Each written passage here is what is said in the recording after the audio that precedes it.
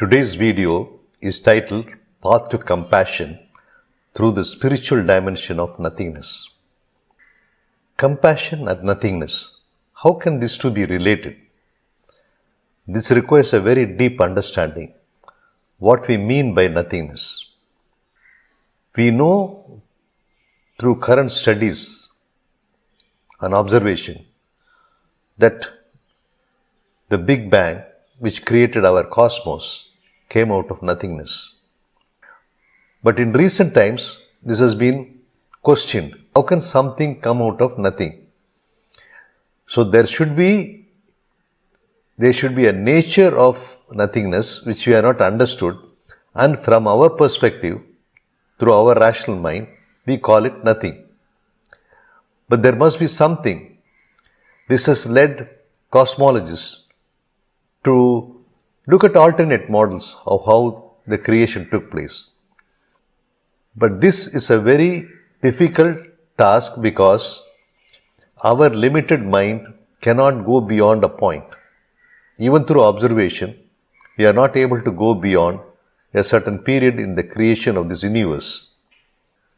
Hence, to understand nothingness, we have to take a more intuitive journey, because as human beings, we are invested with a spirit which is capable of transcending our rational mind and going down to the very depths of our own being to seek out meanings which cannot be reached by the rational mind.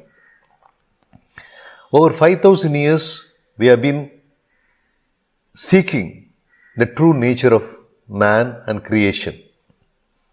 Vedanta probably was the earliest which came out with the concept of Brahman as the absolute God who desired to be, and thus all creation took place.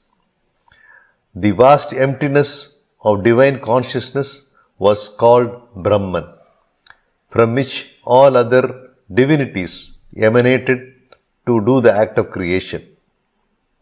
Vedanta not only offered the number zero to the world, but also its inverse proportionality of richness of infinite varieties through which we are able to understand right from the Rig Veda to the Upanishads and Bhagavad Gita the concept of one's own authentic self.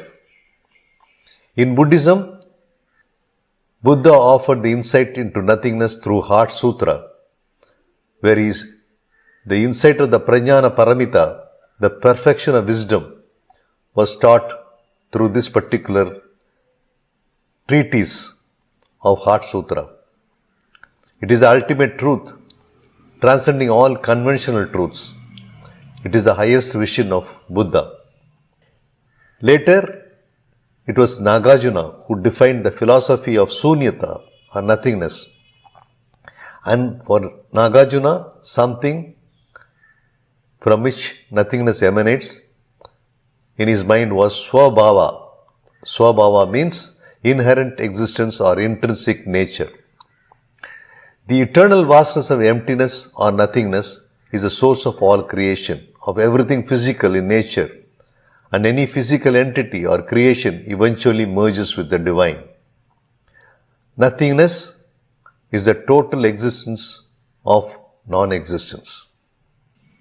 Coming to the West, it was in Hebrew tradition, spiritual tradition, the concept of nothingness was portrayed in the tree of life as Ein Sof, descending to Malkuth.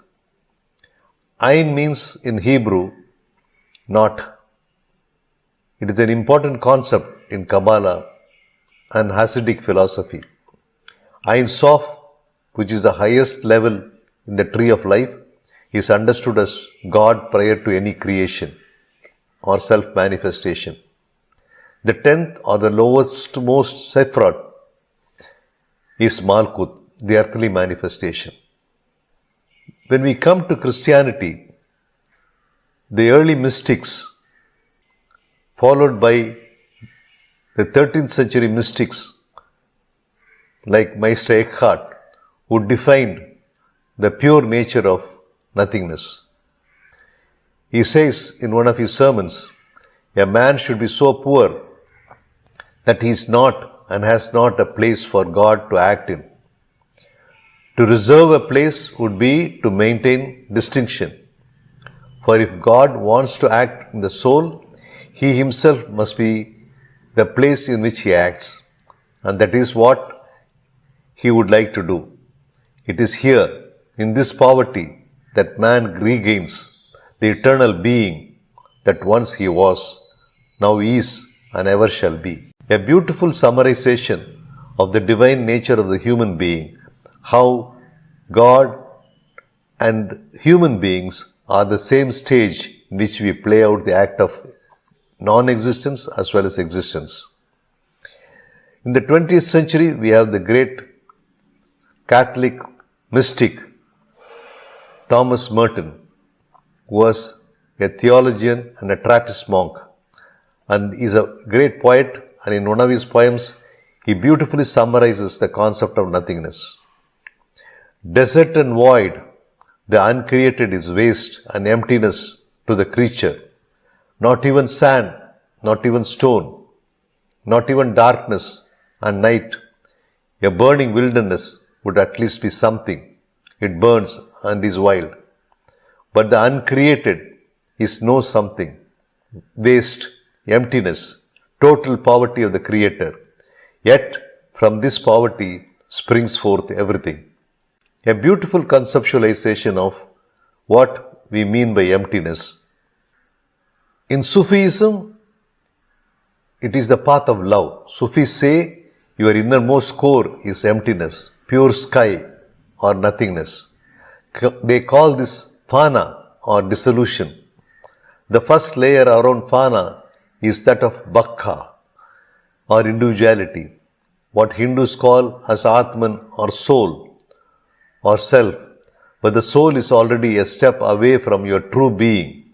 Buddha calls this no self, anatta, dissolution or disappearance. We had a short glimpse of the understanding in the Eastern and Western tradition of nothingness. Understanding what it means to become nothing is extremely difficult. Mystical wisdom opens the door to the absolute. The wisdom is unique to every individual, depending on his spiritual status. Seeking hence is unique to everyone. This has been explained in mythology. Probably the finest example, seeking of the Holy Grail by the Knights of King Arthur. They are advised to take their own unique path to the Grail castle, where the Grail is installed and guarded by the Grail master, the Fisher King, who is extremely sick and has to be healed. The healing means self-realization. The Fisher King is nothing but a reflection of one's own self, the inner self, which needs to be healed if you want to approach the Holy Grail. A beautiful mythology explaining how you can reach the concept of nothingness. How can you ever find what does not exist? Let us take the sunlight. Sunlight is manifested only when there is a reflection or refraction. In the vast emptiness of space, where sunlight travels for 9 minutes from the source to its final destination for our observation, if you make an observation from this empty space, you don't see anything. So nothingness is real, but very powerful dimension. A state of pluripotential, like a block of marble to an artist, to a sculptor. He can form any particular type of sculpture out of that block of marble. Duality results when nothingness meets the boundary of the self or the ego, like the ocean meets the shore and becomes a wave. But wave is an inherent part of the vast ocean of perfect calm and harmony. What drives this creation is attraction or love, positive or negative. It's a powerful force in the universe today. Everything that happens in the universe could be defined by attraction or by repulsion. We are the microcosm of the entire universe. This means that our consciousness has access to all levels of existence and non-existence. To attain this state of inner reflection, inner travel, we need mindfulness, extreme form of attention. Mundaka Upanishad in Vedanta tells a story of two birds, inseparable companions, perching on a tree, the same branch. One eats the fruit, the other looks on. The first bird is our individual self, feeding on the pleasures and pains of the world. The other is the universal self, silently witnessing it. The ground of nothingness is ordinary life, because we are manifested in this world, and our life is the only place where we can seek the meaning of nothingness. Jack Cornfield, a contemporary Buddhist teacher, in his book After the Ecstasy, the Laundry, quotes abundant examples from people's lives where suffering, illness, loss of someone close to them, or accident can open the door to the fullness of existence. The ground of being, of understanding nothingness, is contemplation and action. This is very much insisted upon in every aspect of spirituality, like in Christianity, in Buddhism, as well as in Hinduism. With my own experience of being close to some of these institutions which are now working on contemplation and action, we can see that this inner process giving rise to egalitarian outward action is becoming the very source and the power of showing compassion. Because contemplation strengthens and deepens our path to the inner world, from which when an action results, like an action of justice or compassion, then it has got its maximum power. Examples are life of Jesus, where he goes to the mountain or to the desert to contemplate, to be one with the Father, as he says, and comes back into the world to perform miracles, preaching, counseling, curing. So, we have great examples in our life, and from this we can also get benefited by following these great masters who lived to show us the way. If you are working to create a more whole world, contemplation will give our actions non-violent, loving power for the long haul. Spiritual exercises will empower us to move towards a deeper understanding of the true reality, the interconnectedness of all that is manifest and unmanifest. Yoga, meditation, chanting, prayer, all this will help us. Authentic self-realization leads us to unmitigated compassion. To close, I will quote the great Master Buddha. Compassion, as he says, a mother shields from hurt her own son, her only child. Let all embracing thoughts for all beings be yours. This is the blessing that Buddha bestows on his disciples.